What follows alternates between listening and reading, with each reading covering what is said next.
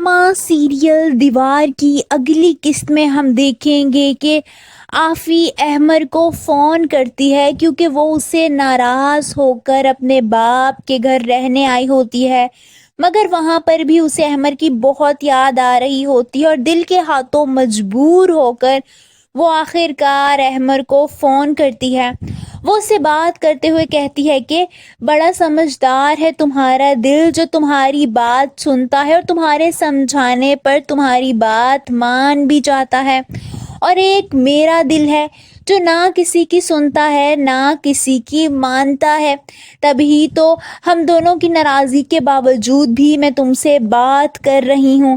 وہیں ہم دیکھیں گے کہ شارق کی اور نازنین کی لڑائی ہو رہی ہوتی ہے جب بلال نازنین پر الزام لگاتا ہے اور اس کو کہتا ہے کہ اس کا کہیں چکر چل رہا ہے،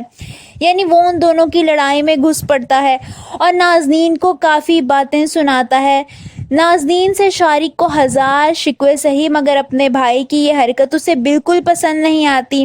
جس پر شارق اس پر کافی چلاتا ہے۔ بلال اسے دھمکی دیتے ہوئے کہتا ہے کہ میں کہہ رہا ہوں کہ خاموش ہو جاؤ، مجھ سے کچھ برا ہو جائے گا، جس پر شارق بھی غصے سے کہتا ہے کہ پیچھے ہٹو، اگر میری بیوی کو ہاتھ بھی لگایا تو میں بھول جاؤں گا کہ تم میرے بھائی ہو۔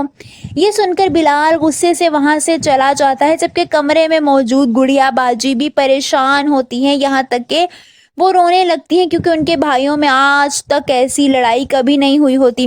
دوسری طرف ہم دیکھیں گے کہ نازنین بلال سے بدلہ لینے کے لیے اس کی جان لینے کی کوشش کرتی ہے۔ جب یہ بات شارق کو پتہ چلتی ہے تو وہ آ کر ایک زوردار تھپڑ نازنین کے منہ پر دے مارتا ہے اور کہتا ہے کہ بدلہ لینے کے لیے تم کسی کی بھی جان لے لو گی، جس پر آگے سے نازنین بھی غصے سے کہتی ہے کہ ہاں لے لوں گی، اس نے مجھ پر الزام لگانے سے پہلے سوچا جو میں اس کو جان سے مارنے سے پہلے سوچتی۔ آپ سب کو کیا لگتا ہے، کیا نازنین اور شارق کی یہ بڑھتی کشیدگی ختم ہو سکے گی اور کیا نازنین کو اس کے کیے کا بدلہ ملے گا؟ کامنٹس میں اپنی رائے کا اظہار ضرور کیجیے۔